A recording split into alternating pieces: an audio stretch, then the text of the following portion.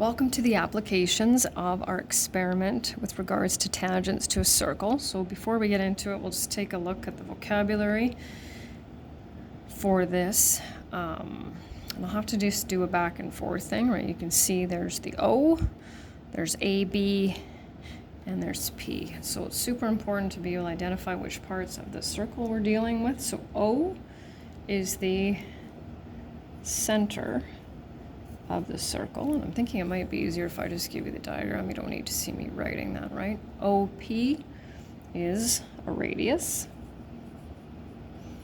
AB is a tangent, and P is our point of tangency. So to summarize the results of the experiment that we did, a tangent to a circle is perpendicular. Perpendicular, of course, means that they meet at 90-degree angle, perpendicular to the radius at the point of tangency. So in other words, angle APO measures 90 degrees and angle BPO also measures 90 degrees. And so we'll take a look at what that means, like I mentioned, when it comes to triangles. So we now have a right triangle. So the first thing that we'll look at are the angle measures.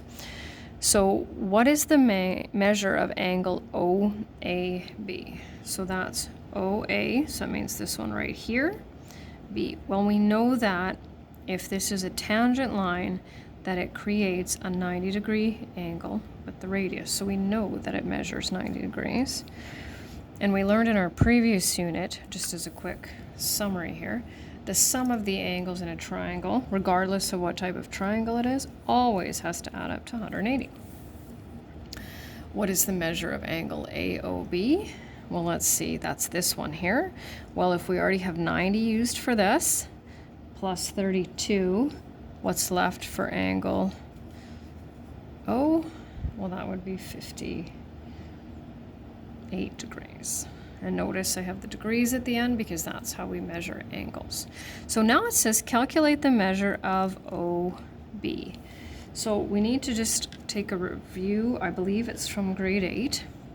So what we need to do is we need to review first of all the formula. Now, the way that I do the formula is the sum of the squares of the sides of the triangles in a right triangle equals the square of the hypotenuse. And oftentimes students will say, oh, well, that's a squared plus b squared equals c squared. Now, there's nothing technically wrong with that, but the variables don't always work out. So if you use that formula, then a and b are always your sides and c is your hypotenuse. But I've seen c as a side, and that's why I prefer to do it this way. I've also seen leg squared plus leg squared equals hypotenuse squared, and really that's what we need to deal with. So it is super important that you are able to recognize whether you're calculating a missing side or a hypotenuse. So when it comes to recognizing the hypotenuse, first of all, it's the longest side of the triangle, always.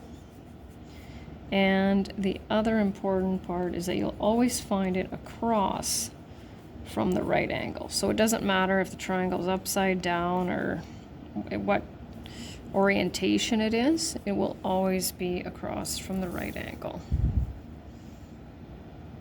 So here's our right angle, and that's what I'll suggest that you do, is put in your right angle so that it's a lot easier to identify where it is. So side squared plus side squared equals hypotenuse squared. Well, if it asks me to calculate OB, I can see that I need to calculate a hypotenuse.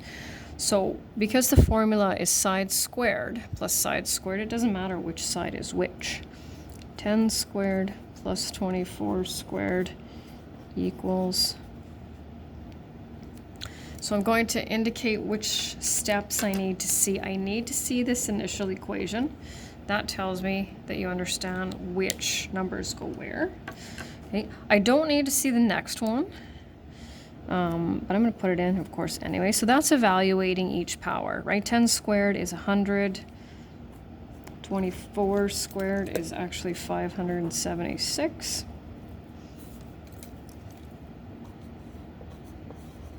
So that I don't need to see, and what I mean by that is if you want to combine right away so that you add them together. So I need this step right here. Now, we need OB by itself. So what are we going to do to get OB by itself? Well, the opposite, right? We always do the opposite. So when we're adding, we subtract. When we're dividing, we multiply. What's the opposite of squaring something? Well, that would be the process of taking its square root. And don't forget, what we do to one side, we do to the other. So this I insist on. Square root of both sides. 26. I'm going to put units in here since there are no centimeters, etc., etc. So the square root and these, right, cancel each other out. And, well, of course, I need the answer, so I'm just going to put a little asterisk to that one, too. So there's going to be quite a bit of calculating missing signs. So that's that one. And another fairly similar setup here. HT is tangent to circle O. What is the measure of angle OHT? So there's our radius, there's our tangent line. We know it creates a 90-degree angle. So I'm just going to move that over. We also know that the sum of the angles in a triangle is 180. So 180 minus 90 minus 64 is going to leave us with 26 degrees. And calculate the measure of HT. So what are we looking for here? Well, if we look across from our right angle, we can see that we know the hypotenuse. So we obviously have to be calculating a side. Doesn't matter if, we want to put it here. So 14 squared plus HT squared equals 40 squared. And it needs to be set up this way as opposed to a subtraction kind of we're going to solve just like we do with all other ones, right? So I'm going to put in that additional step, and then I'll just put my little asterisks, and then we'll be good.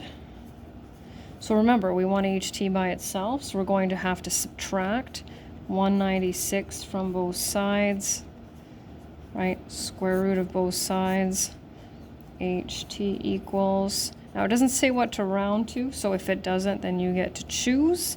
Just make sure you round correctly. And just like before, right, that original one I need, this one here that shows that you're also taking the square root of both sides, and that one. And for the last one, just a couple more vocabulary words here. So it's going to get a little bit interesting. So I'll just say here, so PQ, that would be our tangent. OR is a radius. P is the point of tangency. And OP is another radius. So I'll just write those in there. Tangent, radius, point of tangency, and radius. What is the measure of angle OPQ? Well, once again, we have that 90-degree angle right between the radius and the tangent line. So we know that's going to be 90 degrees. Now, the next one says if OR equals 12 centimeters and RQ is 20 centimeters, what is the measure of PQ? And we're all, at least to some extent, visual. So I find it really helpful if I put the measurements on the diagram. It says OR is 12 centimeters. And it says RQ is 20 centimeters. What is the measure of PQ? So here's my question mark right there. Now, how am I going to make this work? It looks like I only know the length of one side. So how am I going to calculate the lengths of two sides? That just can't be done, right? Well, it turns out we actually know a second side. So if we know that this radius, OR, is 12, what does that mean for this side? All radii of a circle have to be equal. So there's our second side, okay? So are we going to be calculating a side or a hypotenuse? Well, there's our hypotenuse, so it looks like we'll be calculating a missing side. And I'll just put the step here so that you can see it, right? Side squared plus side squared equals, what's the length of our hypotenuse? Well, 12 plus 32, right? So this step I personally like, but remember I don't need it. going to subtract 144 from both sides. Take the square root of both sides. Is 29.67, oops, there we go, centimeters. And that's the end.